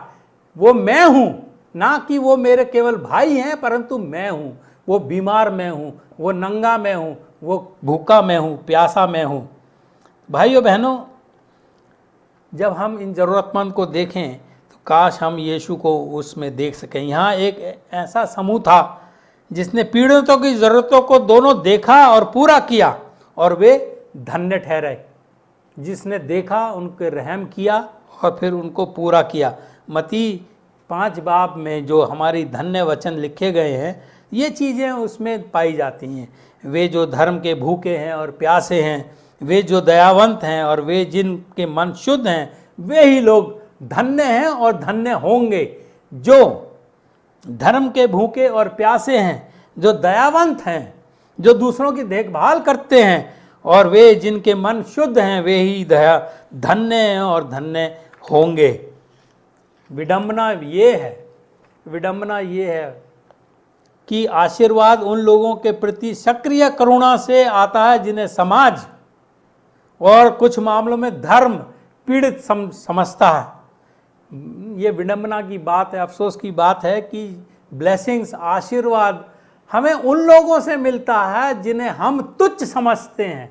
एक समाज उन्हें छोटा समझती है, यहाँ तक कि चर्च भी हो सकता है या धर्म भी हो सकता है, उनको शापत समझते हैं, भाग जा। पर इस दृष्टांत में यही दिखाया गया जिसको हम कहते हैं परे हो, उसी में हमें धन्यवाद या आशीर्वाद मिलता है। दृष्टांत बताता है कि हम व्यक्तियों के रूप में, चर्च के रूप में और एक समाज के रूप में अक्सर दोनों दूसरों का न्याय करने में बहुत अच्छे नहीं, हम इस काबिल हैं ही नहीं कि हम दूसरों का न्याय कर सकें कि वो अच्छा है कि बुरा है। चाहे हम एक समाज के हिस्से हों या चर्च के हिस्सा हो या खुद व्यक्ति हों, मेरे अंदर उतने अच्छे गुण नहीं हैं कि मैं दूसरों का न्याय कर सकूं। हम दिखावे से न्याय करते हैं, जो दिखता है उसके हिसाब से हम जज करते हैं या न्याय करते हैं। कोई अच्छा आदमी है तो हम उसकी बड़ी तारीफ करते हैं, जो बेचारा कपड़े लत्ते ठीक से नहीं पहना है उसको हम गिनते भी नहीं हैं। परंतु इस दृष्टांत में कहता है जो नंगे हैं, जो भूखे हैं, जो प्यासे हैं, उनमें ही तुम्हें आशीर्वाद मिलेगा। हम दूसरों की भावनाओं और उसके अनुभवों के बारे में धारणा नहीं बना सकते हैं। हम जब किसी भिखारी को देखते हैं हम हमेशा कहते हैं अरे यार ये तो बहुत कमा रहा होगा भीख मांग मांग के, हमें क्या पता, पर हम न्याय कर देते हैं ये तो इसका धंधा है, हजारों रुपया कमाता होगा, परंतु क्या पता उसने 3 दिन से खाना भी नहीं खाया। और हम जो 10 रुपया उसको दे सकते हैं हम वो भी नहीं देते हैं, क्योंकि हम न्याय करते हैं, पर हम न्याय करने में सक्षम नहीं हैं। ये हमारे अंदर इतनी खूबियां नहीं हैं। जब हम दूसरों के ऊपर खुद को न्यायाधीश और न्यायपीठ के रूप में स्थापित करते हैं तो हम अपनी मानवीय क्षमता के ऊपर खुद को बढ़ावा देते हैं। जब दूसरों का न्याय करने लगते हैं तो इंसान से बढ़कर हम अपने आप को खुदा बना लेते हैं, परमेश्वर बना लेते हैं। हमें खुद से बेहतर समझदार न्यायाधीश की जरूरत है जो हमसे बेहतर जानता है, और मती के अनुसार वो है यीशु मनुष्य का पुत्र। यीशु मनुष्य का पुत्र, हाँ परमेश्वर का पुत्र तो है, पर इस समय जो हमें जरूरत है वो मनुष्य का पुत्र है, यीशु मनुष्य का पुत्र। तो जो अच्छा सच्चा न्यायाधीश है, जो फैसला करता है, जो हमें स्वर्ग भेज सकता है या अनंत बर्बादी की तरफ भेज सकता है, वो है प्रभु यीशु। ये दृष्टांत मनुष्य के पुत्र के विरोधाभासी गुणों को जोड़ता है। जो पुत्र में मनुष्य के पुत्र होने के नाते परमेश्वर में जोड़ता है, वो राजसी है, ही इज रॉयल, वो राजसी है, सर्वश्रेष्ठ है, सर्वशक्तिमान है, न्यायाधीश है, राजा है, फिर भी उसकी पहचान गरीबों में जुड़ी है।